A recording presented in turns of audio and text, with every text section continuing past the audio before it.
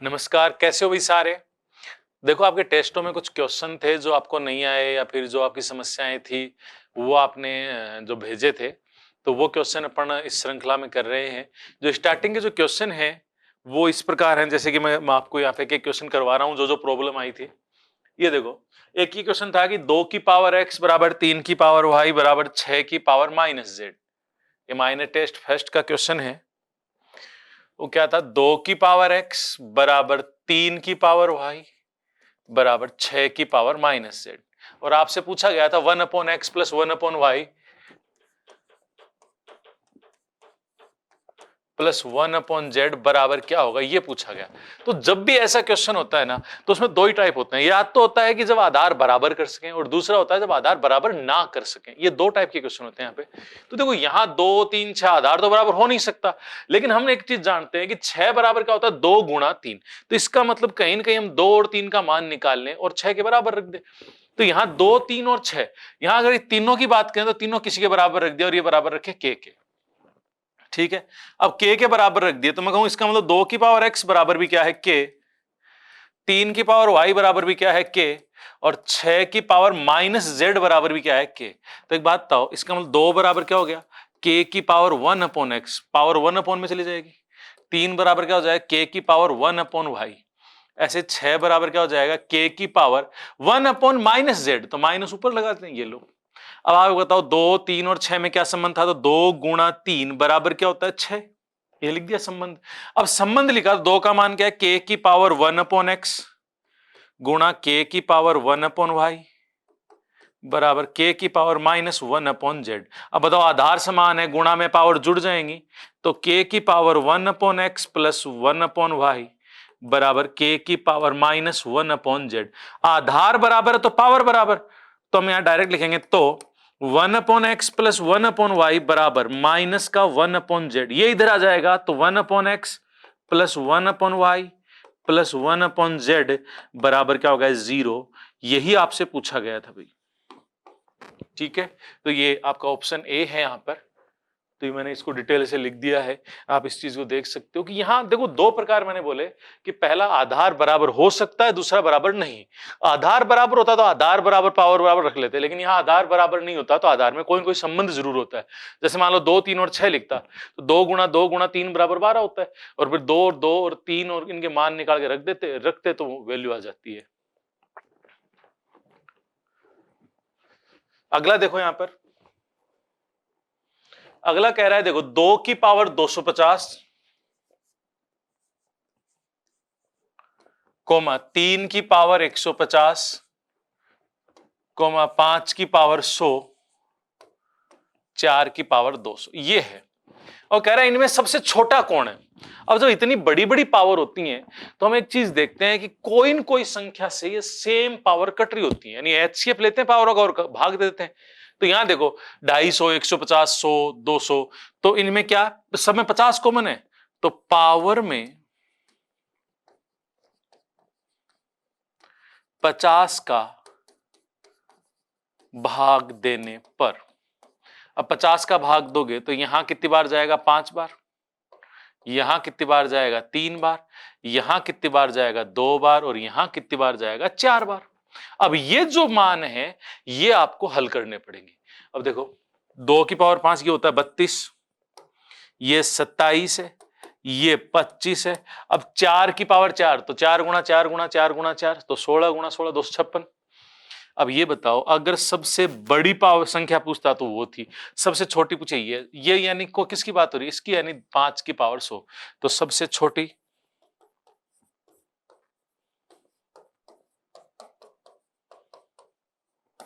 ये लो भाई, सबसे छोटा कौन है, 5 की पावर 100।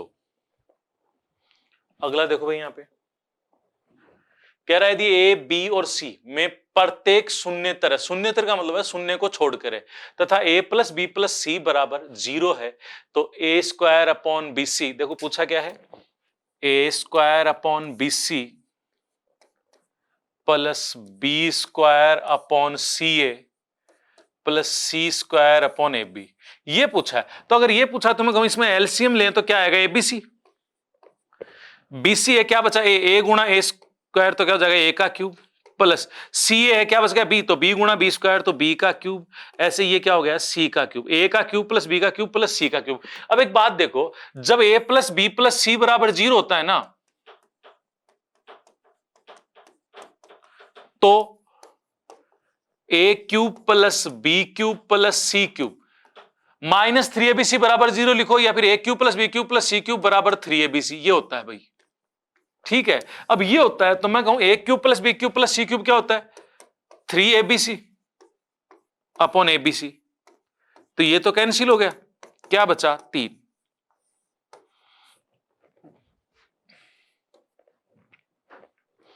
ठीक है भाई,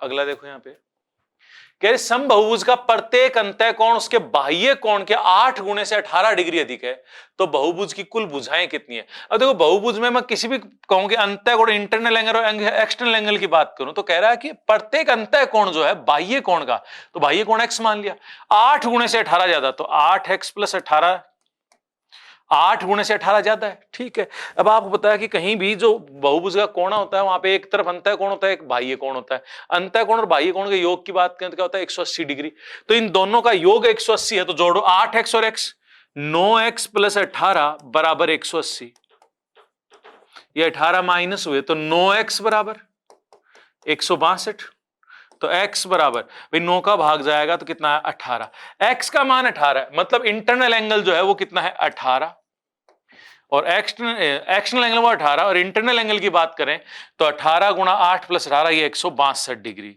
अब बताओ भुजाएं, भुजाएं क्या होती हैं 360 बटा प्रत्येक बाह्य कोण, तो बताओ 360 बटा प्रत्येक बाह्य कोण कितने डिग्री है 18, तो ये आ गया 20, अतः भुजाएं कितनी है 20 है। ये लो, यहां बस छोटी छोटी चीजें हैं, देखो बहुभुज में और तो कोई बड़ा है भी नहीं। आपको पता है कि समबहुभुज का प्रत्येक अंतः कोण बराबर होता है प्रत्येक बाह्य कोण बराबर होता है, और हमें ये पता है कि एक जगह पे जब बनने वाला अंतः कोण और बाह्य कोण का योग क्या होता है 180 डिग्री होता है। भुजाओं की संख्या की बात करें हम क्या कहते हैं 360 बटा प्रत्येक बाह्य कोण। ठीक है भाई, अगला देखो यहाँ पे कहते किसी पंचभुज के 4 कोणों के माप इतने इतने इतने हैं, तो 5वें कोण की माप ज्ञात करो। एक बात बताओ, समबहुभुज के 5 भुजाओं का है, अब 5 कोणों का योग आपको पता होना चाहिए, क्योंकि समबहुभुज के अंतः कोणों का योग क्या होता है। अब मैं कहूं समबहुभुज के पंचभुज के अंतः कोणों का योग लिख दूं,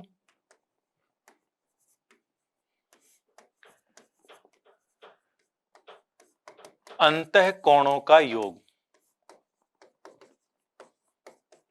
ये क्या होता है n-2 इंटू 180। ये कोई भी बहुभुज है उसके लिए n का मान क्या, पंचभुज तो 5, 5 में से दोगे 3 गुणा 180 यानी 540 डिग्री, यानी पंचभुज के अंतः कोणों का योग क्या है 540 डिग्री। देखो n का मान 5 है, 5 में दोगे 3, 3 गुणा 180 क्या होगा 540, अंतः कोणों का योग 540 है। एक बात बताओ 4 दे रखे हैं तो 5वां नहीं बता सकते, तो हमने कहा अंतः कोणों का योग हमारे हिसाब से 150 प्लस 130 प्लस 95 प्लस 80, 5वां क्या मान लिया x बराबर क्या 540, 5 गुणा हो गया 540 है। अब देखो यहां पे जोड़ें तो 5, 9 और 8 17, 17 और 13 30, 30 और 15 45,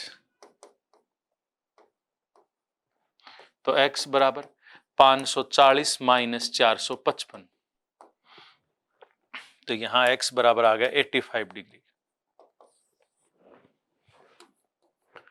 ये लो, तो यहां देखो, यहां पहली बात है पंचभुज बोला है तो 5 कोणों का योग आपको पता, जिसमें 4 दे रखे 5 पूछा है आपको, 5 का पूछा था, आपको पता है 5 कोणों की बात हो रही है, 4 दिए 5 में पूछा है, सभी का योग आप जानते हो क्या होता है n-2 इंटू 180। पंचभुज है तो 5 माइनस 2 तो कितना 3 गुणा 180 540, और वैसे पंचभुज का आपको याद ही होना चाहिए, चतुर्भुज में कितना होता है 360, पंचभुज में 540, त्रिभुज में 180, तो ये तीनों तो आपको नींद में भी क्या होना चाहिए याद होनी चाहिए भाई। अगला देखो यहाँ पे शंकु के आधार की एक गुंबद की तिर्यक ऊंचाई, तिर्यक ऊंचाई 25 दे रखी है, एल का मान 25 है, और व्यास जो है वो तो व्यास 14 मीटर है, तो इसका वक्र पृष्ठ पर 210 रुपए प्रति 100 मीटर स्क्वायर, यानी 100 मीटर स्क्वायर के लिए 210 रुपए देने पड़ते हैं। तो दर से सफेदी कराने का खर्च ज्ञात करो। तो मैं कहूं पहले तो सफेदी जो करानी है वो वक्र पृष्ठ पे होगी, तो वक्र पृष्ठीय क्षेत्रफल निकाला जो होता है पाई आर एल। पाई का मान 22/7, आर का मान देखो व्यास 14 मीटर है तो त्रिज्या क्या हो गई 7 आधी हो गई। एल का मान दिया है 25, एच का नहीं देके एल का ही दिया डायरेक्ट, तो हमें ज्यादा सोचना ही नहीं पड़ा। 22 गुणा 25 जो 550। वैसे जब भी ऐसा क्वेश्चन होता है ना तो गुणा हमेशा लास्ट में करते हैं। अभी तो देखो 22 गुणा 25 सीधा दिख रहा है कि 550, अगर ऐसा नहीं दिख रहा होता ना, गुणा ज्यादा दिख रहा होता तो हम गुणा लास्ट में करते, पहले करते ही नहीं, काटा पेटी लास्ट में करते। अब हमने कहा खर्च। देखो एक चीज ध्यान देना, आपको 100 वर्ग मीटर का खर्च दे रखा है, तो 1 वर्ग मीटर का क्या होगा 100 का भाग लगा देंगे, तो खर्च 550 वर्ग मीटर पे कराना है गुणा 210/100। 100 का भाग क्यों दिया, क्योंकि 1 वर्ग मीटर का निकाल लिया भाई। 100 वर्ग मीटर के आपको 210 रुपए देने पड़ रहे हैं, तो 1 के 210/100, तो जब भी गुणा करेंगे 1 वर्ग मीटर वाले से गुणा करेंगे तो 210/100 से गुणा कर दिया। ठीक है, अब ये लो 55 गुणा 21 ही आ गया 1155 रुपए।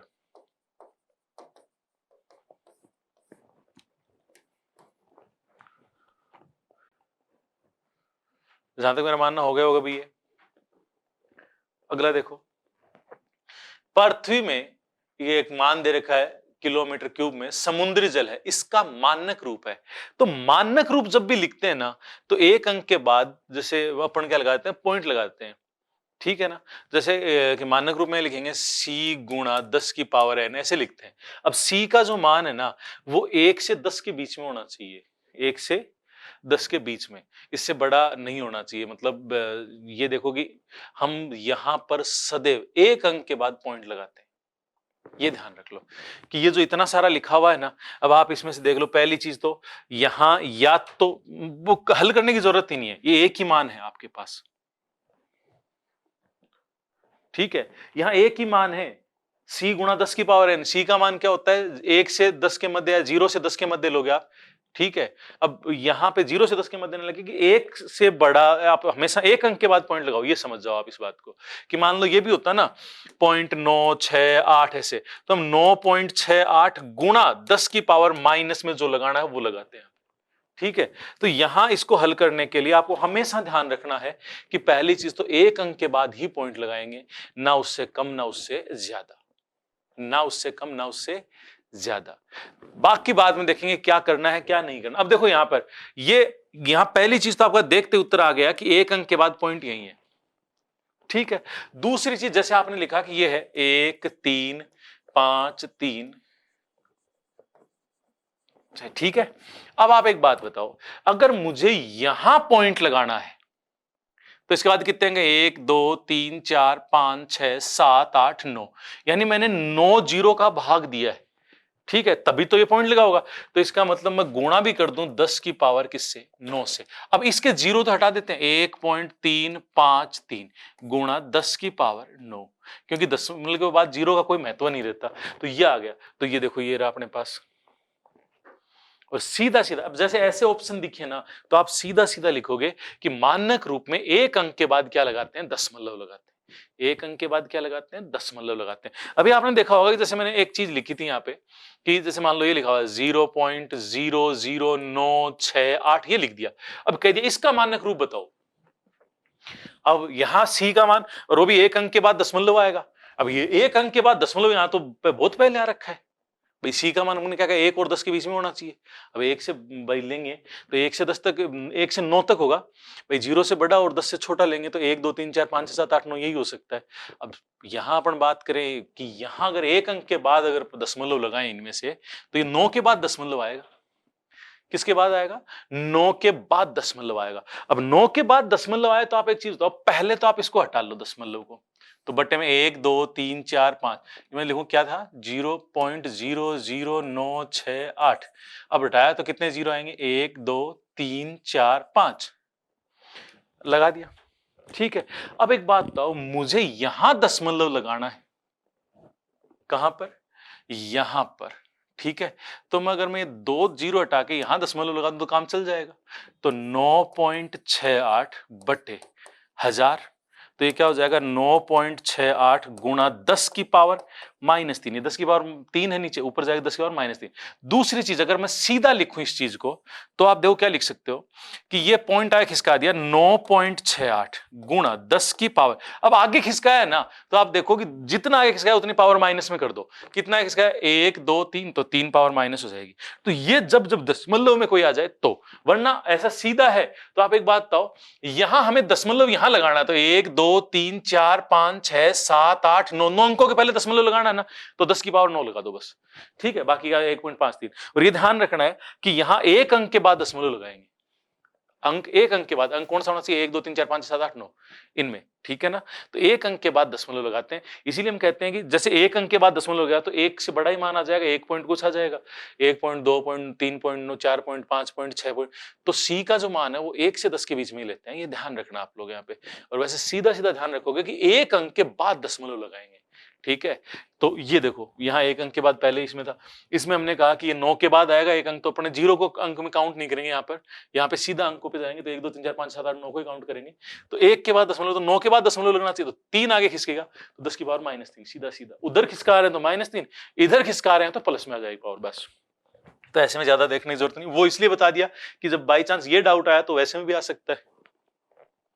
अगला देखो भाई, तो देखो निम्न में से कौन से कथन सत्य हैं, सत्य पूछा गया है। अब देखो यहां क्या कह रहा है, दो क्रमागत त्रिकोणीय संख्या, त्रिभुजीय संख्याएं जो आपस में जोड़ते हैं तो हम एक वर्ग संख्या प्राप्त करते हैं। इसका कहने का मतलब जो त्रिकोणीय संख्याएं होती है, अब आपके दिमाग में आएगा त्रिकोणीय संख्या कौन सी होती है।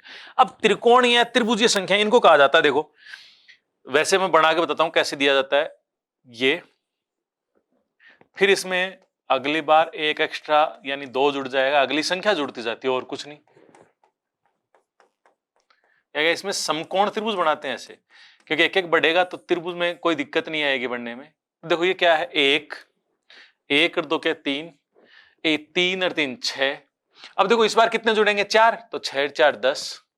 फिर क्या जुड़ेंगे, इस बार 4 जुड़ेंगे तो 4 के बाद 5 15, 15 के बाद 6 जुड़ेंगे तो अगली संख्या जुड़ जाती है, 15 और 6 21, ऐसे चलते जाएंगे। ये होते हैं त्रिकोणीय संख्या। अब कोई भी 2 जोड़ो क्रमागत, 3 और 1 क्या होता है 4, 6 और 3 क्या होता है 9, 10 और 6 क्या होता है 16, 10 और 15 क्या होता है 25, 15 और 21 क्या होता है 36। देखो ये क्या है, पूर्ण वर्ग संख्याएं हैं। तो ये कथन क्या है, सही है। तो यहां त्रिकोणीय संख्याएं, कोई भी 2 क्रमागत त्रिकोणीय संख्याओं का योग क्या होता है, एक पूर्ण वर्ग संख्या होती है, सत्य है। अगला, 2 क्रमागत वर्ग संख्याओं के बीच, कोई भी 2 क्रमागत वर्ग संख्याओं के बीच दोनों वर्गों के अंतर से एक कम ऐसी संख्याएं जो पूर्ण वर्ग नहीं होती। अब आपको एक चीज देखनी है, 2 क्रमागत कोई भी पूर्ण वर्ग उठाओ और आप उनके 2-3 एग्जाम्पल लेना, एक एग्जाम्पल से काम मत चलाना। और उनके मध्य आपको पता है 2 क्रमागत पूर्ण वर्ग हैं, तो उनके मध्य सारी क्या है, बिना पूर्ण वर्ग ही है, ठीक है। ये कह रहा है कि उनके अंतर से एक कम होंगी जो पूर्ण वर्ग नहीं होंगी। अब एक बात बताओ, जैसे मैंने कहा ये पहला कथन है, फर्स्ट कथन है, दूसरा सुनो, पूर्ण जैसे 1 और 4 ले ली, कर्मागत की बात हो रही है। देखो 2 कर्मागत, तो 1 के बाद 4 ही होती है, 4 के बाद 9 होती है। अब इनके मध्य कौन कौन संख्या है, 2 है और 3 है, 2 ही संख्या है ना। देखो जो इनके अंतर से, अंतर कितना है, अंतर है 3, अंतर से एक कम,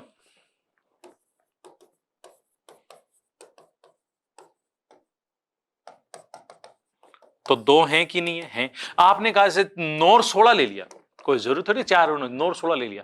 9 और 16 के बीच में देखो 10 11 12 13 14 15 इतनी संख्याएं। अब ये देखो पूर्ण वर्ग नहीं है, कितनी 1 2 3 4 5 6, 6 संख्याएं।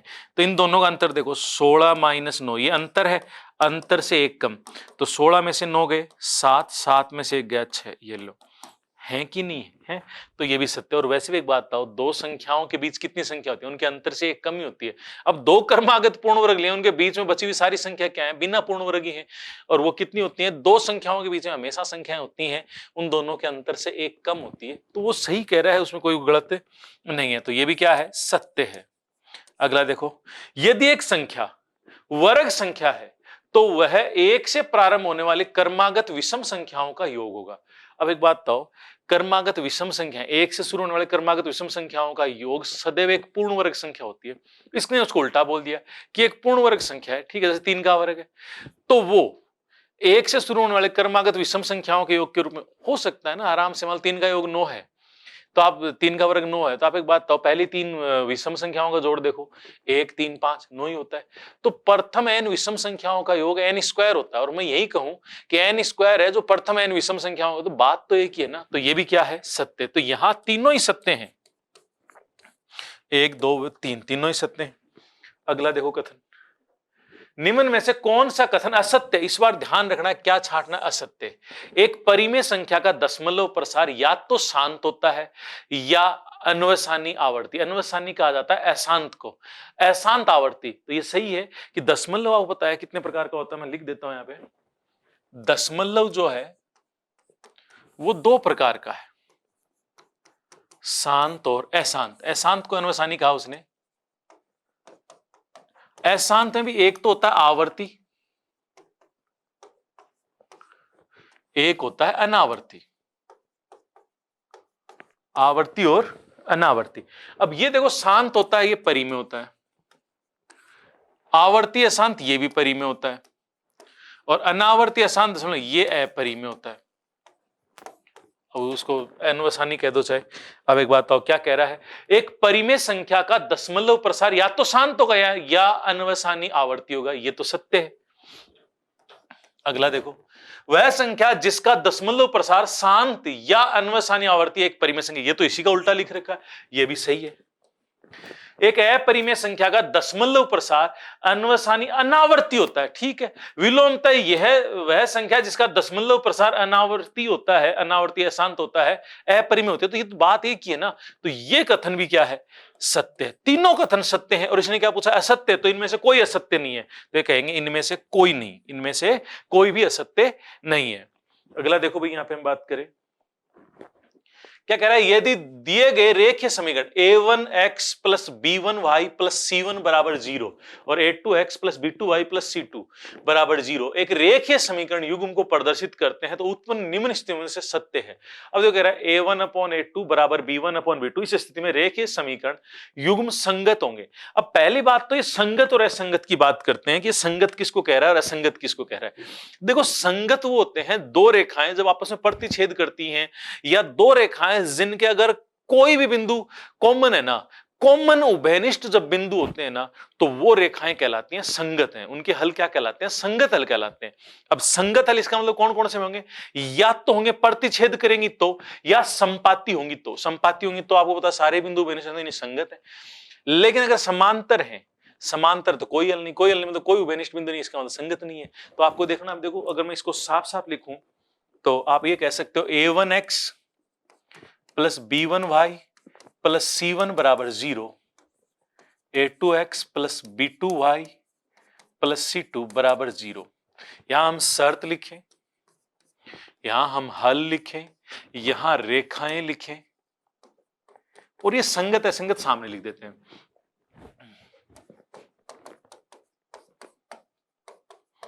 ठीक है। अब आप एक बात बताओ, पहली कंडीशन में कहूं कि a1 upon a2 not equals to b1 upon b2 है, तो आप कहोगे इसका अद्वितीय हल एक ही हल है। अद्वितीय हल है तो रेखाएं कैसी हैं, प्रतिच्छेदी। अब आपको हमने कहा कि अगर एक भी बिंदु कॉमन है ना, इसका मतलब वो संगत है, तो ये क्या हुआ, संगत हुआ। ठीक है। सेकंड कंडीशन आई, a1 अपॉन a2 बराबर आ गया b1 अपॉन b2। अब ये बराबर नहीं था ना, तब तो आदित्य, ये बराबर आ गया तो मैं चेक करना होगा c1 अपॉन c2, और वो बराबर नहीं आया। तो अब बराबर नहीं आया तो इसका मतलब कोई हल नहीं, कोई हल नहीं। इसका मतलब रेखाएं कैसी हैं, समांतर। अब समांतर रेखाएं हैं तो वो भाई उनमें कोई उभयनिष्ठ बिंदु, असंगत हल है। ठीक है। तीसरी कंडीशन और बच गई, लास्ट, a1 अपॉन a2 बराबर आ गए b1 अपॉन b2 के। अब c1 अपॉन c2 चेक किया, वो भी बराबर आ गया। वो बराबर आ गया तो कैसे होगा, अनंत हल। अनंत हल तो रेखाएं कैसी, संपाती। अब देखो एक बात, तो अनंत है मतलब सारे बिंदु बेनिष्ठ है, तो संगत तो हो गई ना। तो ये रेखाएं आपस में क्या है, संगत है, तो इनके हल भी क्या बोले जाते हैं, संगत। अब ये कंडीशन होती है इसमें टोटल। अब यहां चेक कर लो, यहां सिर्फ संगत असंगत की बात करें। अब एक बात तो यहां एक ही हल है, एक हल है मतलब वो कॉमन बिंदु है, एक कॉमन बिंदु है, तो इसका मतलब रेखीय समीकरण युग्म संगत होता है। ठीक है, a1/a2 b1/v2 बराबर नोट, इसका मतलब रेखाएं कैसी हैं, प्रतिच्छेदी हैं, सॉरी समांतर, इनका कोई हल नहीं है, कोई हल नहीं है, तो युग्म क्या है, असंगत है। ठीक है, a1/a2 बराबर b1/a बराबर c1/, तीनों बराबर हैं। इस स्थिति में रेखीय समीकरण आश्रित या संगत, आश्रित का मतलब भी एक ही बात है, संगत से ही है। ठीक है, क्यों, अब बताओ, अनंत हल, अनंत हल मतलब कॉमन बिंदु है। ठीक है, तो एक दूसरे भाई कॉमन हल है, तो इसका मतलब कॉमन बिंदु है, इसका मतलब वो संगत है, तो ये भी सही है। तो इनमें से कोई असत्य नहीं है, तो यही पूछा, इनमें से कोई असत्य नहीं है। अगला देखो, अब देखो कह रहा है एक चतुर्भुज एबीसीडी की भुजाओं के मध्य बिंदुओं को एक ही क्रम में मिलाने पर आकृति केवल एक वर्ग है। अब आप एक बात बताओ, एक चतुर्भुज है जिसकी भुजाओं के मध्य बिंदुओं को मिलाने पर वर्ग प्राप्त होता है, तो वो कब होता है, वर्ग से ही प्राप्त होता है। किससे प्राप्त होता है, वर्ग से। अब वर्ग से प्राप्त होता है, तो आप एक बात बताओ, ये कह रहा है एबीसीडी एक समचतुर्भुज है, नहीं हम बात कर रहे हैं वर्ग है। एबीसीडी के विकर्ण बराबर है, हाँ वर्ग के विकर्ण बराबर होते हैं। आगे एबीसीडी के विकर्ण बराबर और परस्पर लंब है। आप बताओ, वर्ग के जो अपन विकर्ण की बात करें तो बराबर भी होते हैं और एक दूसरे को 90 डिग्री पे भी काटते हैं, तो इसका मतलब कौन सा माना जाएगा, सी। भाई यहां अगर अपन बात करें समचतुर्भुज, तो समचतुर्भुज के विकर्ण तो 90 पे काटते हैं, लेकिन विकर्ण बराबर नहीं होते।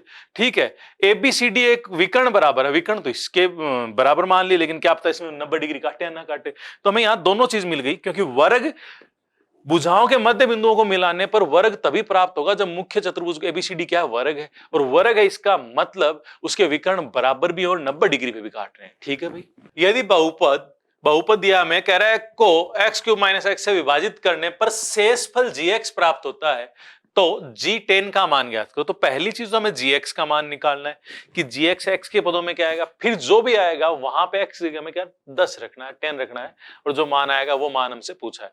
अब पहली चीज हम यहाँ पे दो चीजें काम मिलेंगे कि शेषफल प्रमेय के अनुसार जब हम भाग दे रहे हैं x³ का, किसका दे रहे हैं, x³ का, तो हमारा जो शेष बचेगा वो x² में बचेगा। तो यहां अगर x² में बचे तो हम बात करें कि gx का जो मान आने वाला है, यहां लिख देता हूं मैं, वो मान आने वाला द्विघात में, द्विघात यानी ax² plus bx plus c।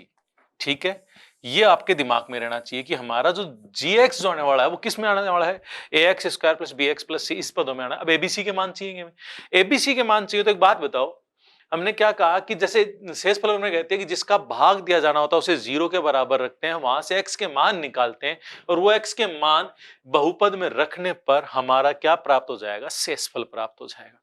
ठीक है, अब यहां देखो x³ - x है, अगर इसको बराबर 0 रखेंगे तो आप एक बात बताओ, x³ - x बराबर 0 रखूं तो x के 3 मान आएंगे, एक तो 0, एक 1 और एक आएगा -1। अब ये आपके दिमाग में आ रहा हो कैसे, तो x कॉमन ले लेंगे, x² - 1 बचेगा, तो x बराबर 0 हो गया, एक तो एक x² - 1 बराबर 0, तो x² बराबर 1, तो x बराबर प्लस -1। तो ये x के 3 मान आएंगे, ये यहां रखेंगे ना तो हमारे क्या आ जाएगा, शेषफल आ जाएगा। ठीक है, अब शेषफल क्या है, देखो gx ये आना चाहिए। अब मैं कहूंगा चलो ठीक है, यहां पर हम p0 रखते हैं, 0 रखा तो 0 रखेंगे, ये 0, ये 0, ये 0, ये 0, क्या आएगा 1, ये किसका मान हो गया, g0 का मान। भाई यहां भी 0 रखेंगे तो शेषफल यही आना चाहिए। ठीक है, दूसरा अगर मैं कहूं कि 1 रखें तो p1 रखें तो वही तो g1 होगा, कि जो शेष 1 रखने पे शेष बचेगा, 1 रखने पे शेष उधर भी वही बचना चाहिए, तो 1 रखें तो ये भी 1 प्लस 1, 1 माइनस प्लस 1 प्लस 1, तो देखो 1 और 1 2, 2 और 1 3 और 1 4, 4 में से 1 गया 3 आएगा। अब इस काम को आप अलग अलग नहीं लिखोगे, क्योंकि अगर बहुत ज्यादा लिखोगे फिर तो जगह नहीं बचेगी, और ये आ गया आपका g1 का मान। ऐसे ही -1 रखें तो p-1 का मान रखेंगे, तो -1 की पावर विषम संख्या है, तो विषम संख्या है सब में, तो -1 का -1 ही रहना है। अब -1 -1 माइनस माइनस +1 -1 और +1, तो ये गया, ये गया, क्या बचा, -1 बचा, और ये किसका मान है, g-1 का। ठीक है, तो इसका मतलब अगर ये मान g0 1 2 इसमें रखें और बराबर ये मान रखें तो हमारा एबीसी का मान भी आ जाएगा। तो आप यहां पे देखोगे कि पहले मैं g0 का मान रखूं, जीरो रखेंगे तो ये जीरो, जीरो प्लस सी, ये आया। और ये मान किसके बराबर है? 1 के बराबर 1। तो यहां से हमें प्राप्त हुआ कि सी का मान जो है वो 1 आया। अब आगे जब भी काम में लेना है तो सी बराबर 1 ही काम में लेंगे। अब हमने कहा ठीक है। अब हमने कहा कि G1 का मान देखते हैं, G1 रखें, 1 रखेंगे तो A 1 का स्क्वायर 1, तो A प्लस B प्लस सी का मान क्या है? 1, बराबर क्या आना चाहिए? 3। ये हमने G1 की वजह से लिया है, तो ये आ गया A प्लस बी बराबर क्या आ गया? 2। अब दूसरा G माइनस 1 रखें, देखो माइनस 1 का स्क्वायर 1, तो 1 को A से मल्टीप्लाई करेंगे, A माइनस बी प्लस 1 बराबर, इसका मान क्या आ रहा है? -1। अब ये एक उधर जाएगा तो माइनस का हो जाएगा, तो A माइनस बी बराबर -2। अब देखो equation first plus equation second, दोनों को जोड़ दिया तो A और A 2A, B और B कैंसिल हो गया, प्लस का 2 और माइनस का, तो ये भी कैंसिल हो गया, तो 2A बराबर 0, तो A बराबर क्या आ गया? 0। A बराबर 0 है तो A प्लस बी 2 है, तो B क्या बच गया? 2। ऐसे यहां पे मान रखे और A और B के मान आ गए। अब A, B और C तीनों मान आ चुके हैं, तो A, B और C के मान यहां रखूं तो GX का जो मान है हमारा वो आ गया। A 0 है तो ये तो 0 हो गया। अब B का मान 2 है तो 2x प्लस C, तो 2x प्लस सी का मान है 1, ये आ गया। अब हमने कहा G10 का चाहिए, तो 10 गुणा 2, तो ये आया 20 प्लस 1 21। ठीक है। अब एक बार वापस मैं इस प्रश्न को बताता हूं, क्योंकि प्रश्न थोड़ा सा लेंथी है और थोड़ा अच्छा भी प्रश्न है यहाँ पे। तो यहाँ पे हम बात करें कि देखो सबसे पहले यहाँ पे 3 घात का भाग दिला रहा है, ठीक है, एक्स क्यूब माइनस एक्स। तो शेषफल पर में कहती है पहली चीज तो कि जिसका भाग दिया जाना उसके बराबर 0 रखो, वहां से एक्स का मान प्राप्त करो, वो यहां रखेंगे तो शेषफल आ जाएंगे। ठीक है, कोई बात नहीं। एक्स के 3 मान आ रहे हैं, एक्स क्यूब माइनस एक्स बराबर 0, एक्स कॉमन ले लें तो एक्स स्क्वायर माइनस 1 बचेगा बराबर 0, तो एक तो एक्स बराबर 0, एक एक्स स्क्वायर माइनस 1 बराबर 0 रखेंगे तो एक्स स्क्वायर बराबर आ जाएगा 1, तो एक्स बराबर प्लस माइनस 1, तो एक्स बराबर 0 और एक्स बराबर प्लस माइनस 1, प्लस का 1 और माइनस का 1, 3 मान रखने हमें। ठीक है, अब बात आती है शेषफल, हमें पता है कि 3 घात का भाग दे रहे हैं तो द्विघात में आएगा। द्विघात को कैसे लिखते हो? X A X square plus B X plus C, ये लिखा जाता है। तो जो शेषफल आने वाला वो आएगा A X square plus B X plus C, ये आएगा। अब एबीसी के मान भी होने चाहिए, तो हमने कहा कि यहां एक्स के 3 मान रखेंगे, वो तीनों मान इसमें रखेंगे तो शेषफल बच जाएगा, और शेषफल हमें पता है यहां ये है, तो इसका मतलब P अगर 0 का मान रखूंगा ना वही G0 का मान होगा, P1 का मान रखूंगा वही G1 का मान होगा, और P-1 का मान रखूंगा वही G-1 का मान होगा। तो अब एक बात बताओ, P0 रखने पे यहां पे सारे 0 के 1 बच गया, ऐसे P1 रखेंगे तो 3 आएगा, P-1 रखेंगे तो -1 आएगा, और यही किसके मान है? G0, G1 और G-1 के। अब हमने कहा कि चलो ठीक है, G0 का मान 0 रखे यहाँ पे, तो ये आया 1 आया, और जो बचा C बराबर ये आ गया, क्योंकि ये 0 तो C बराबर ये आ गया, इसकी सहायता से पहले की सहायता C का मान आ गया। अब इसका मतलब हमारे पास हो गया ax square plus bx plus 1 है। ठीक है, अब C का मान आगे काम में ले लेंगे, तो यहां हमने कहा कि G1 को लेते हैं। अब 1 रखें तो 1 का square 1, A plus B plus C का मान तो पहले से 1 है, बराबर क्या दिया? 3, तो A प्लस B क्या आ गया? 2, 1 माइनस हो गया। ठीक है, A प्लस B का मान 2 है। फिर हमने कहा -1 रखें, तो -1 का स्क्वायर 1 हुआ, तो A माइनस B प्लस 1 बराबर -1, क्योंकि -1 है, तो A माइनस बी प्लस 1 बराबर, ये एक उधर जाएगा माइनस में, तो A माइनस बी बराबर है -2। इन दोनों को हल करोगे तो B से B कैंसिल, A और A, 2A बराबर 0, तो A बराबर भी क्या है? 0। A बराबर 0 है, A प्लस बी 2 है, तो B का मान 2 है, A B C के मान आगे रख दिया, रखते हमारे पास GX आ गया, तो GX है 2x प्लस 1, x का मान 10 रखवाया है, तो 10 दूनी 20 और 21, ये हमसे पूछा गया भाई यहाँ पे। अगला देखो,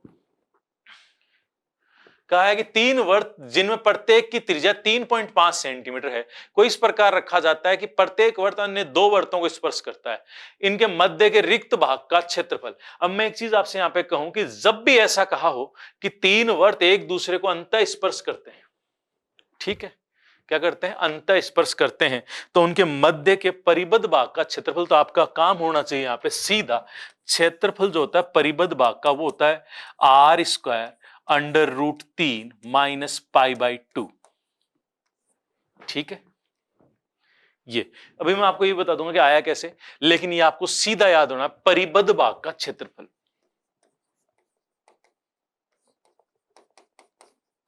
ठीक है, अब यहां पे हमने देखा कि R स्क्वायर, तो 3.5 का स्क्वायर, रूट 3 का मान 1.73, यही ले लेते हैं भाई, 3 अंकों तक ये, क्योंकि 2 में इसमें आ जाएगा, 2 उधर आ जाएंगे तो बहुत हो जाएंगे, दशमलव इससे ज्यादा नहीं, शुरू के 2 अंकों में हमें पता चल जाएगा। माइनस पाई का मान 3.14 ले लेते हैं, 3.14 बटा 2 किया, तो 1.57, अब 3.5 का स्क्वायर किया तो 12.25 गुणा, इसमें से माइनस कर देते हैं तो आएगा 0.16 और इनको गुणा करेंगे। अब गुणा कर लेते हैं तो ये 1.967 ये आ जाएगा आपके पास।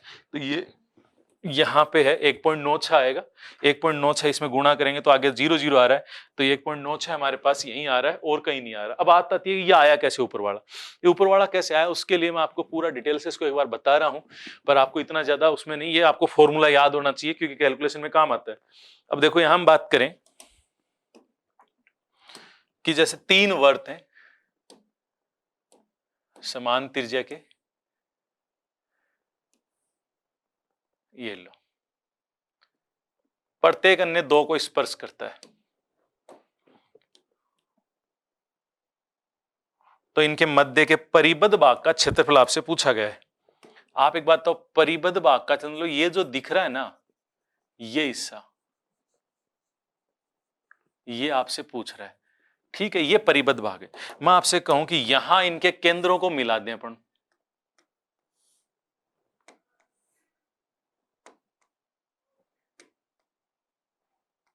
मिला दिया।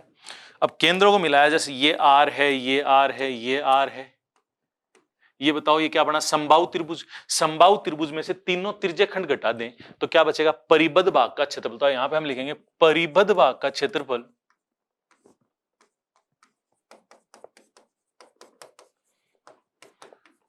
समबाहु त्रिभुज का क्षेत्रफल माइनस 3 गुणा त्रिज्य खंड का क्षेत्रफल। अब बात, समबाहु त्रिभुज अगर √3/4 ए स्क्वायर माइनस 3 गुणा त्रिज्य खंड होता है पाई आर स्क्वायर थीटा बटे 360, ये होता है। अब एक बात बताओ, ये त्रिभुज समबाहु त्रिभुज है, 2r 2r 2r, तो समबाहु त्रिभुज की भुजा हो गई √3/4 2r का स्क्वायर माइनस 3 गुणा पाई आर स्क्वायर थीटा। समबाहु त्रिभुज का प्रत्येक कोण 60 डिग्री होता है, 60/360, ये 6 बार गया, 3 से गया 2 बार, और ये हमने कहा √3/4 गुणा 4r स्क्वायर माइनस पाई/2 इंटू आर स्क्वायर। देखो दोनों में से अगर आर स्क्वायर कॉमन लें तो क्या बचता है, √3 माइनस पाई/2, ये लो।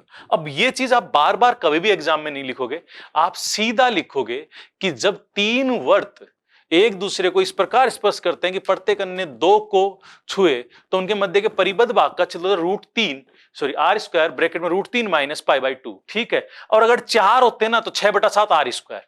तो थोड़ा सा क्या है कि एग्जाम में थोड़ा आसान पड़ जाता है, फिर ये लिखना नहीं पड़ता हमें।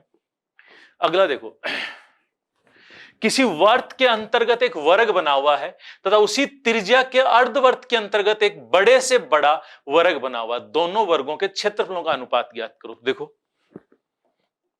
मैं छोटा सा डायग्राम बना लेता हूं, ये एक वर्त है और अर्धवर्त लेने के लिए मैं पूरा ही वर्त बना लेता हूं एक बार, और आप आधा ही देखना, इससे ज्यादा हम देखेंगे नहीं, नीचे का हम काम ही नहीं लेंगे, ठीक है। उसी त्रिज्या का, ये त्रिज्या इसकी आर है, उसकी त्रिज्या भी क्या है, आर। किसी वर्त के अंतर्गत वर्ग बना हुआ है, तो इसमें अंतर्गत वर्ग बना हुआ है, ये लो,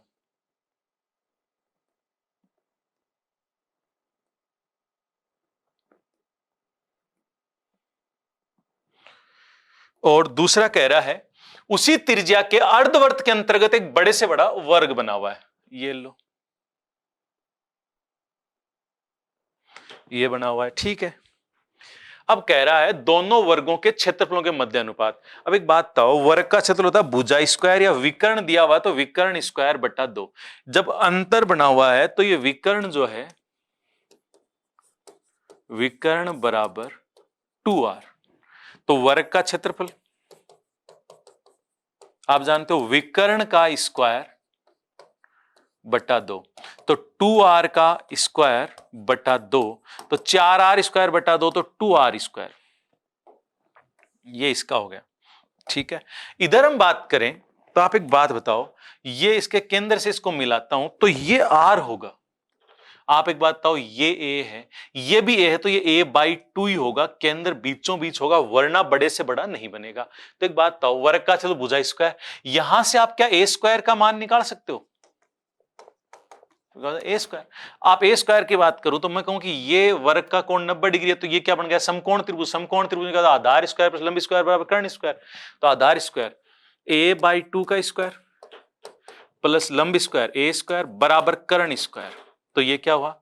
ए स्क्वायर बटे 4 प्लस ए स्क्वायर बराबर आर स्क्वायर। ए स्क्वायर बटा 4, 4 लघुत्तम तो 4 ए स्क्वायर और ए स्क्वायर, 5 ए स्क्वायर बटे 4 बराबर आर स्क्वायर। तो इसका ए स्क्वायर यानी क्षेत्रफल क्या आ जाएगा? 4 आर स्क्वायर बटे 5, ये आ गया। अब इसका क्षेत्रफल भी इस वर्ग का और उस वर्ग का भी है, तो मैं कहूं कि इन दोनों के क्षेत्रफलों का अनुपात, तो 2 आर स्क्वायर अनुपात 4 आर स्क्वायर बटे 5। आर स्क्वायर से आर स्क्वायर गया, 2 से एक बार, 2 से 2 बार, ये 5 इधर आया, 5 एकम 5, 5 अनुपात 2। ये लो भाई, 5 अनुपात 2 पहले ही ऑप्शन में है भाई। ठीक है भाई।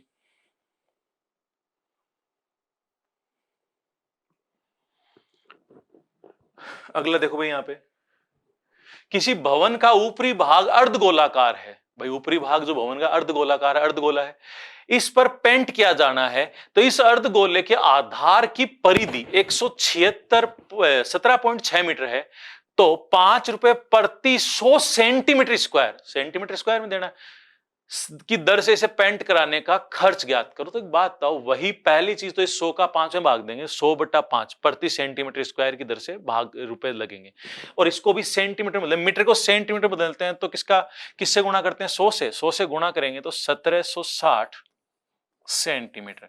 अब बताओ, आधार की परिधि, आधार अर्धगोला है तो आधार वर्ताकार होगा, वर्त की परिधि 2πr, 2πr बराबर 1760।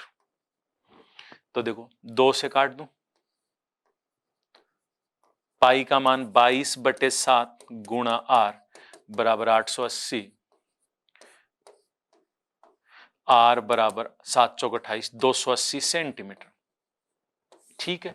अब एक बात बताओ, पेंट कराना है तो उसके वक्र पृष्ठ पे होगा, ना कि संपूर्ण पृष्ठ पे। ध्यान रखना, जब भी छत ऊपरी जो हिस्सा है वो अर्धगोलाकार है तो बाहर से ही तो होगा, तो उसका वक्र पृष्ठ चाहिएगा। तो हमने कहा क्षेत्रफल, तो अर्धगोले का वक्र पृष्ठ जो होता है वो 2 वर्त के क्षेत्रफल के बराबर होता है, 2πr स्क्वायर। तो 2 गुणा 22/7 गुणा आर स्क्वायर, आर स्क्वायर इन 280 गुणा 280।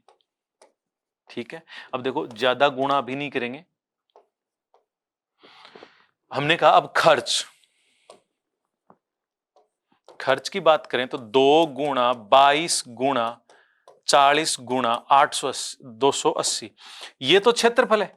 गुणा, अब हम गुणा करेंगे किससे? 5/100, 5 रुपए प्रति 100 वर्ग सेंटीमीटर, तो 5/100। ये लो, अब इसको गुणा करेंगे तो ये अपने पास आ जाएगा 0 से 0, 0 से 0, इसको गुणा आप खुद करोगे तो 24,640 रुपए करीब आए गए। अब आप सोच रहे होंगे कि मैंने ये सेम टू सेम कैसे लिखा? तो एक चीज तो देखो, गुणा कर लोगे आप लोग, और एक चीज ध्यान रखो, 0 एक ही आएगा, 2 नहीं आएंगे, क्योंकि 5 एक बार ही है, तो इतना सा आप गुणा करोगे भाई। ठीक है। और ये गुणा आप लोगों का खुद का काम है, कैसे भी करो, चाहे 5 दूनी 10, ये 3 गुणा करने, 22 चौक 88, 88 गुणा 28 करना है, बाकी 0 लगाना है। तो ये गुणा इतना सा आपके ऊपर निर्भर है, आप कैसे करते हो, क्या करते हो, गुणा खुद को करना होगा। पर ध्यान रखना, गुणा या भाग जो भी करते हो हमेशा कब करोगे? लास्ट में, उससे पहले नहीं करोगे। ऐसा नहीं हो कि आप पहले ही गुणा भाग करने लग जाओ। ठीक है भाई। अगला देखो भाई, यहाँ पे निम्न में से सत्य कथन है। अब देखो, ये जो है LCM 2, LCM √2, √6, LCM 2π, R square. अब ऐसे जब अपरिमेय होती है ना, तो अपरिमेय संख्याओं के लिए एलसीएम का मतलब ही चेंज हो जाता है। एलसीएम का मतलब रह जाता है कि लोवेस्ट कॉमन मल्टीपल। देखो, अपरिमेय संख्याएं हैं, 3-4 ऑप्शन में अपरिमेय है, तो अब लोवेस्ट कॉमन मल्टीपल की बात करें तो एक बात बताओ, 2 तो परिमेय और पाई है अपरिमेय, इनका मल्टीपल हो ही नहीं सकता सेवन कॉमन मल्टीपल। अब 2 के मल्टीपल बताओ कौन कौन होते हैं? 2, 4, 6, 8, 10। ऐसे पाई के मल्टीपल बताओ, पाई के गुणज, पाई, 2 पाई, 3 पाई, 4 पाई, क्योंकि मल्टीपल जो होते हैं वो क्रमागत प्राकृत संख्याओं से गुणा करके प्राप्त करते हैं। तो पाई, 2 पाई, 3 पाई, 4 पाई, 5 पाई, ऐसे चल जाएंगे। कुछ भी कॉमन नहीं आएगा, कोई कॉमन नहीं आएगा, तो ये भी नहीं है। अब ऐसे आपने कहा बी ऑप्शन में हमने लिया √2। अब √2 के आप देखो √2 के गुणज क्या होते हैं, √2, 2√2, 3√2, 4√2, 5√2, ऐसे चलेगा। और √6 के मल्टीपल बताओ, तो √6, 2√6, 3√6, 4√6, इनमें भी कुछ भी कॉमन नहीं होगा। कॉमन मल्टीपल है ही नहीं। कॉमन मल्टीपल की बात करें तो लोवेस्ट कॉमन मल्टीपल ही नहीं है, लोवेस्ट तो दूर की बात है। फिर हमने कहा 2 पाई, 2 पाई और दूसरा पाई स्क्वायर। अब यहां भी लगता है कि 2 पाई स्क्वायर हो जाएगा, नहीं। 2 पाई के 2 पाई, 2 पाई को 2 से 4 पाई, 3 से गुणा क्या 6 पाई, 8 पाई, 5 से करेंगे 10 पाई। अब एक बात तो क्रमागत प्राकृत से गुणा करोगे तो पाई रहना है ना, पाई स्क्वायर तो नहीं होना। इसमें pi square, 2 pi square, 3 pi square, ये चलते जाएंगे, तो कॉमन यहां भी नहीं होगा। परिमेय में ये ध्यान रखना। अब देखो रूट चौथा लेते हैं अपन, √2 की बात करें तो इसके मल्टीपल √2, 2√2, 3√2, 4√2, 5√2, 6√2, ऐसे चलते जाएंगे। और इधर 3√2 की बात करें तो क्रमागत प्राकृत से 3√2, 3 को 2 से 6√2, 3 3 9√2, ऐसे चलेंगे। अब देखो इसमें कॉमन आ रहा है 3√2, 6√2, तो लोवेस्ट 3√2, और यही आपको यहां पे दिया गया है। तो इसमें थोड़ा सा आप ध्यान दोगे तो ये चीज आप कर सकते हो भाई। अगला देखो, अगला क्वेश्चन कह रहा है x बराबर 1 + √2 + √3। तो ये आपको एक मान दिया है कि इसका मान ज्ञात करो। तो एक चीज देखो, यहाँ पे जब भी ऐसा क्वेश्चन हमारे पास होगा तो इसको देखो, मैं थोड़ी सी जगह ले लेता हूं यहाँ पे हल करने के लिए।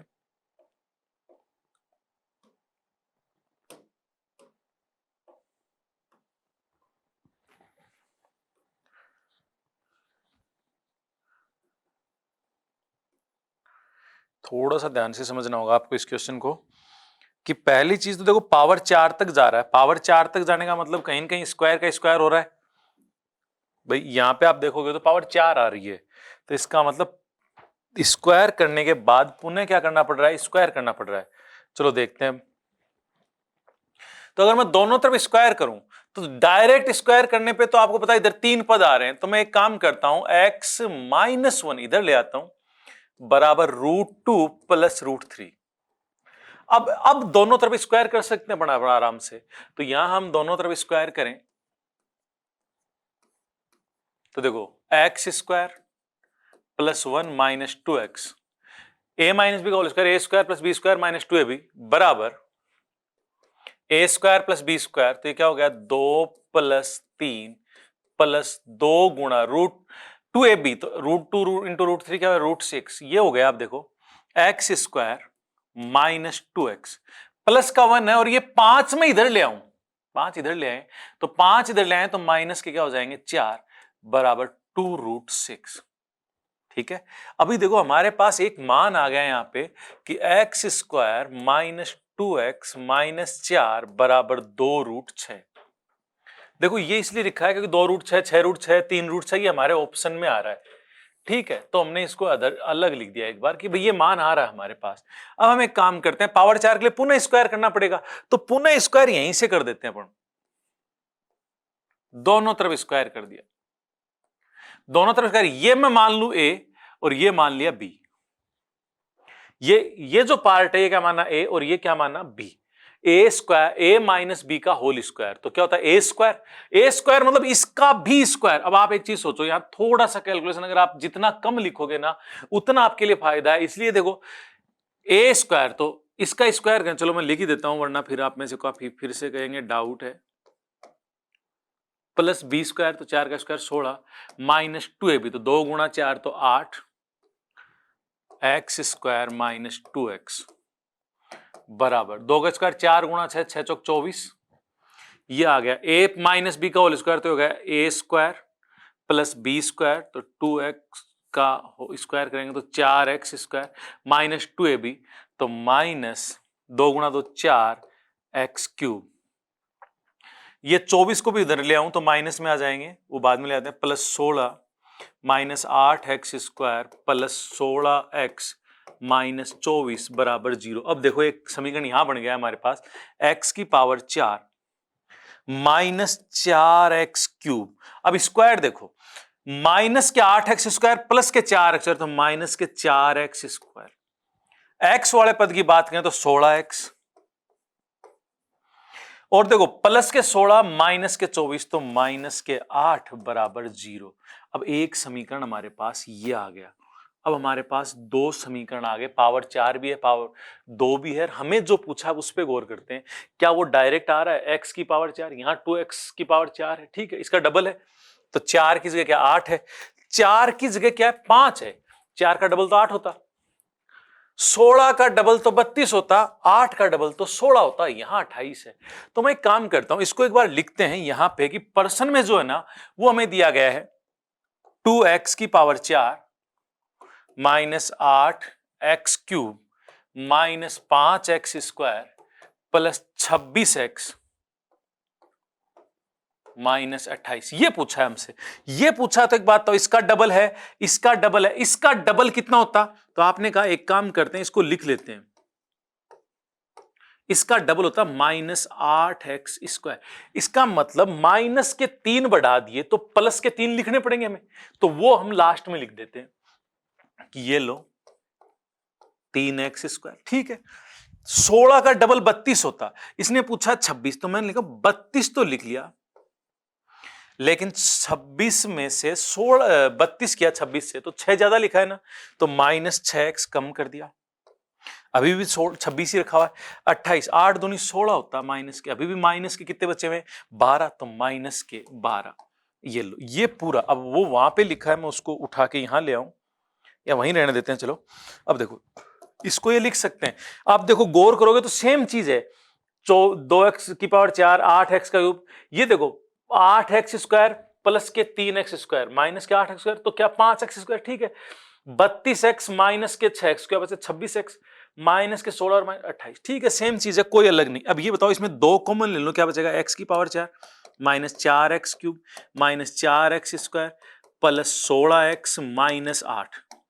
यहां से मगर 3 कॉमन ले लो तो क्या बचेगा, x² minus 6x, sorry 3 common लिया तो माइनस 2x माइनस 4, ये आ गया। अब एक बात बताओ, यहां इसका मान आपको पता है 2 गुणा 0, ये देखो इसका पूरे का मान क्या है 0, प्लस 3 गुणा इसका मान बताओ क्या है, तो मैं कहूं इसका मान है 2√6।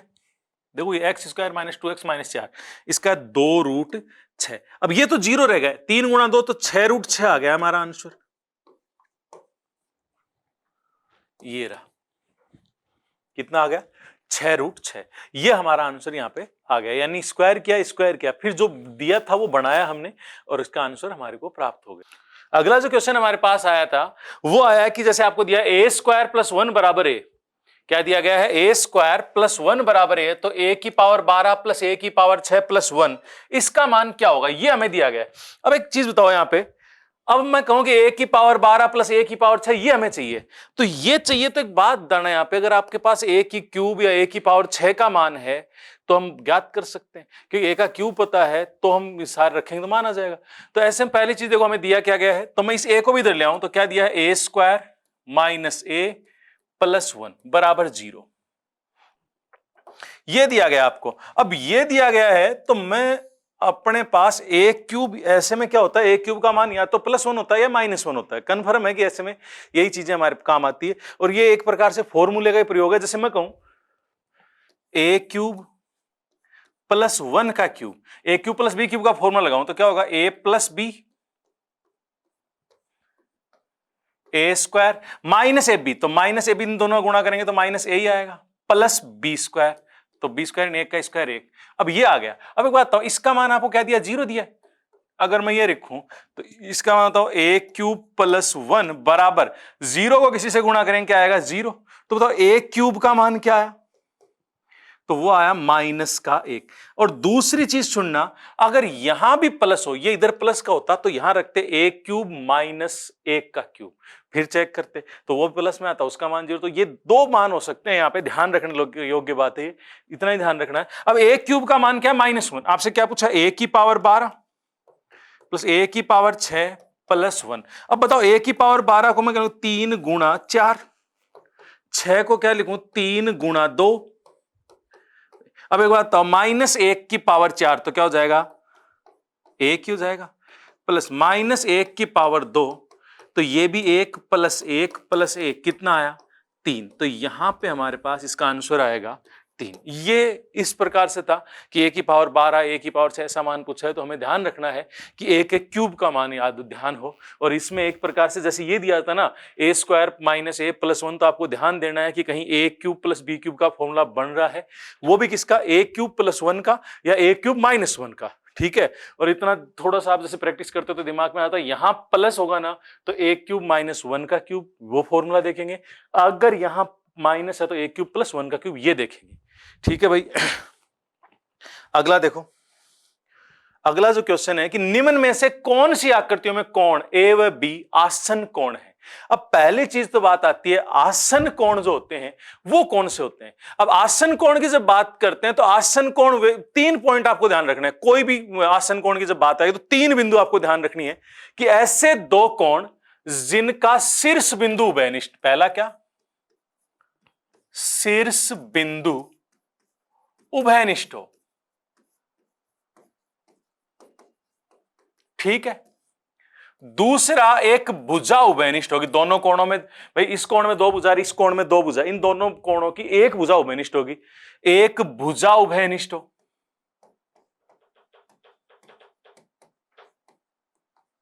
तीसरी चीज, बनने वाले दोनों कोण उभयनिष्ठ भुजा के विपरीत दिशा में हो। ये 3 पॉइंट आपको ध्यान रखना। अब देखो, पहले की बात करें तो देखो, इसका शीर्ष बिंदु ये है, इसका शीर्ष बिंदु ये आसन कोण नहीं है, ठीक है, ये आसन कोण नहीं है। दूसरे की बात करें, देखो शायद तक ये 2 नंबर और ये 3 नंबर होना चाहिए था। 1 2 3 4 ऐसे लिखे हुए थे, लेकिन ये गलती से 1 2 3 4 ऐसे लिख दिया, ठीक है, कोई नहीं, फिर भी देखते हैं। ये देखो ए और बी, ये ए और बी आसन नहीं है, ये कैसे है? शीर्षाभिमुख है। अब आप कहोगे सर पॉइंट तो चेक करें। भाई एक पहला पॉइंट इसमें ठीक है, लेकिन दूसरा पॉइंट इसमें नहीं है। एक भुजा उभयनिष्ठ, इसकी दोनों भुजा इधर है और इसकी दोनों भुजा इधर है, तो उभयनिष्ठ नहीं है। तो शीर्ष बिंदु उभयनिष्ठ है, इसका मतलब भुजा उभयनिष्ठ नहीं है। तीनों पॉइंट होने चाहिए, ये भी नहीं है। ये कौन से थे? ये भी नहीं थे, ठीक है। तीसरा, ये देखो, इनका शीर्ष बिंदु उभयनिष्ठ, एक भुजा ये रही, ये उभयनिष्ठ है। बनने वाला एक कोण ए तो इधर है और बी इधर है, ये है। तो आपने कहा एक तो 2 नंबर है, ठीक है। यहां इनका शीर्ष बिंदु दोनों का ए और बी का ये रहा, भुजा उभयनिष्ठ तो ये रही, एक कोण ए इस साइड है, बी इस साइड है, तो इसमें तीनों पॉइंट हैं, तो ये भी है। तो इसका मतलब 2 और 4। तो इसमें ध्यान रखना 2 और 4 जो कोई भी ऑप्शन में नहीं है। 2 3 4 दिया है, लेकिन 2 और 4 है सिर्फ। अब आपके दिमाग में आना चाहिए कि भाई देखो लिखा हुआ कैसा था, 1 2 3 4 ऐसे थे, इसलिए का मतलब 2 और 4 माने गए थे। वो टाइपिंग की वजह से गड़बड़ हुई। तो आपको ध्यान रखना है इसमें 2 और 4 ये दोनों कैसे कोण है? आसन कोण है, ये ध्यान रखोगे। तो इनका उत्तर इसमें से नहीं है, 2 और 4 ये आपको देखना है भाई, ठीक है, ध्यान रखोगे इसको। अगला देखो, अगला क्वेश्चन क्या कह रहा है कि निम्न में से समलंब चतुर्भुज की रचना के लिए आवश्यक है। अब देखो, समलंब चतुर्भुज की रचना के लिए आवश्यक की जब बात करें तो 4 भुजाएं दी हो और ये दिया हो कि इनमें ये दोनों समांतर हैं, तो हम रचना कर सकते हैं। देखो यहां पहला ही पॉइंट है कि 4 भुजाएं दी गई हो और समांतर भुजाओं को बताया गया, ये सही है। अब आपके दिमाग में आएगा कि ऐसा कैसे हो सकता है, ठीक है। और भी बताता हूं कि 2 तरीके होते हैं। अभी देखो, अगला कह रहा है 2 भुजाएं एक कोण दिया हो तथा समांतर भुजाओं को, इसमें 2 की बजाय अगर 3 करता ना तो ये भी सही हो जाता। तीन भुजा दे और एक कोण दे और एक समांतर भुजा कोण से ये बताए तो भी कर सकते थे। तो ये दो तरीके होते हैं ज्ञात करने के। तो इसमें से सिर्फ पहला सही है, केवल एक। अब आपके दिमाग में आएगा अच्छा करके बताओ जरा, क्या दिमाग में आएगा कि करके बताओ, पर आपको वैसे मैं कहूं कि सीधा दिमाग में होना चाहिए। एक देखो, अवयव 5 ज्ञात होने चाहिए। आदित्य चतुर्भुज निर्माण के लिए कितने अवयव ज्ञात होने चाहिए? 5। अब जैसे कंडीशन लग जाए कि वर्ग है, और वर्ग में तो आपको पता है, एक वर्ग बनाने के लिए तो आपको पता है एक भुजा पता हुई तो सब कुछ पता है। क्यों? क्योंकि वर्ग में चारों भुजाएं बराबर होती हैं, आमने सामने भुजा बराबर समांतर होती हैं, प्रत्येक कोण, सब कुछ पता उसका। ऐसे ही समलंब में आपको ध्यान रखना है कि अगर चारों भुजाएं दे और उसमें यह बता दे, चार भुजाएं चार अवयव, और 5वें अवयव की जगह यह बता दे कि कौन सी भुजा समांतर है, तो आप बना सकते हो। या फिर 3 भुजा दे, एक कोण दे और यह बताए कि कौन कौन सी भुजा समांतर है, और यह बताए कि कौन किसके बीच में है। तो यहां पर हम फिर बता सकते हैं कि ये जो है कि कौन से यहां पे क्या है, समलंब चतुर्भुज बना सकते हैं। तो यहां देखो, यहां 2 भुजा एक कोण दिया, तो ये तो नहीं है। अब इसमें आपको कहेगी दिमाग में कि सर ये कैसे, आपने कैसे कह दिया कि बना सकते हैं? तो एक एग्जांपल से हम समझते हैं। जैसे मैं कहूं आपको A B, B C, C D और डी ई, ये 4 भुजाएं हैं। जैसे ये दिया 7, 6, 4, 5, ये दे दिया आपको। और आपको दे दिया जैसे ए बी और सी डी ये समांतर है, समांतर सी डी के, ये दिया है, ठीक है। अब मैं आपसे उसको बना के बताता हूं। देखो, एग्जाम्पल से रचना करने में आपको थोड़ी सी आसानी हो जाएगी, और कुछ नहीं। जैसे अब आप एक काम करते हैं, हमेशा जब भी रचना करनी होती है ना, तो हम सबसे पहले कच्चा चित्र बनाते हैं। कैसा बनाते हैं? कच्चा चित्र। कच्चा चित्र की सहायता से फिर अपन मैन डायग्राम पे आते हैं कि कैसे कैसे हम कच्चे चित्र को पक्के चित्र में लेंगे। तो एक चीज बताओ सबसे पहले, मैं चलो कच्चा चित्र तो हाथ से बनाए, क्या माप काम में लेंगे? ए बी,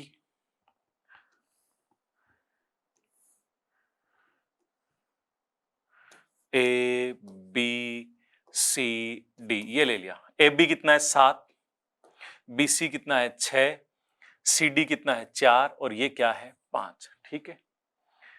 अब यहां से यहां मैं ऐसे इसके समांतर रेखा खींच लूं, तो अगर ये क्या खींची तो ये कितनी? 5। इसको मैं पॉइंट ले लूं ई, ये 4 है तो ये भी क्या होगा? 4, ये क्या होगी? 3।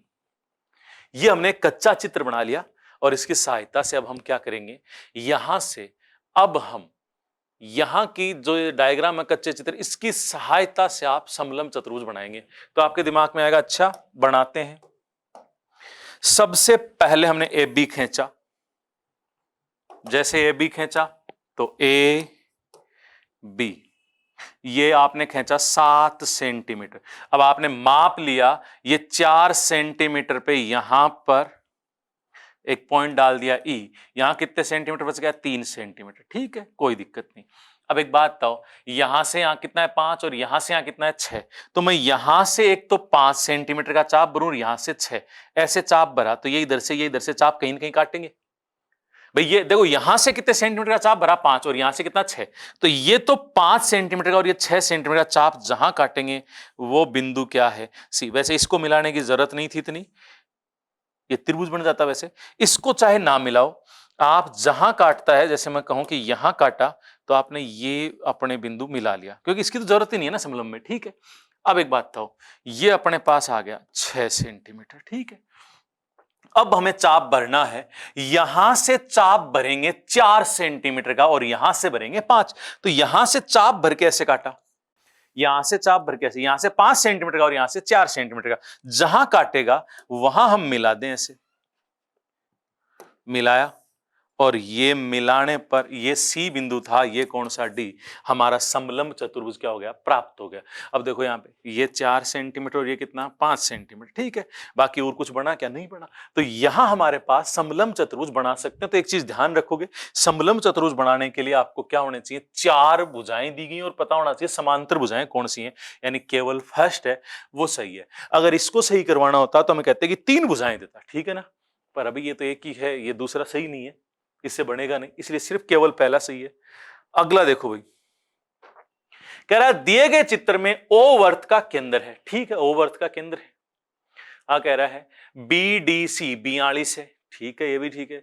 ए सी बी ज्ञात करो, ए सी बी।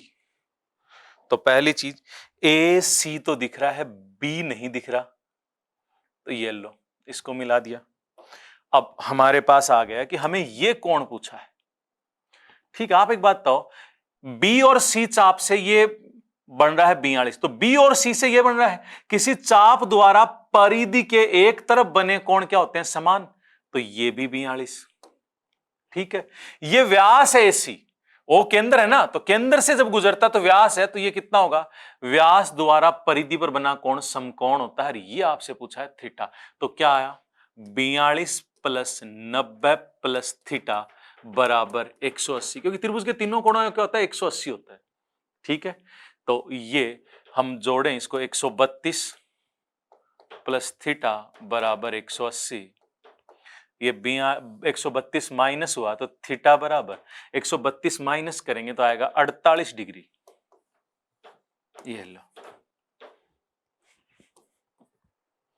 ये है भाई।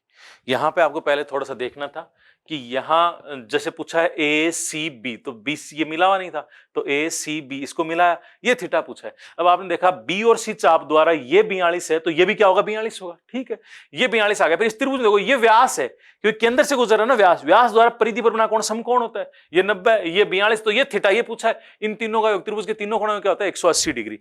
तो ये हमारे यहाँ पे क्वेश्चन थे भाई, जो क्वेश्चन आपके टेस्टों में, पहले टेस्ट के अंदर हम बात करें दिए हुए थे, जो हमें बार बार था कि भाई ये करवाने हैं। ये क्वेश्चन आपके साथ पास है, इनको आप करोगे, कोई समस्या हो तो फिर आप भेज सकते हो, कोई दिक्कत नहीं है। आप इन्हें करोगे, जो समस्याएं आप फिर भेज सकते हो। ठीक है, और एग्जाम के लिए बेस्ट ऑफ लक भाई, बहुत अच्छे से करना। जहां तक है, जहां तक आपकी तैयारी, बहुत अच्छी तैयारी है, अच्छे से करके आओगे, सब कुछ अच्छा होगा। अच्छी सोच के साथ जाना है और अच्छा ही रिजल्ट आएगा। चलो भाई, मिलते हैं फिर कभी। धन्यवाद, थैंक यू।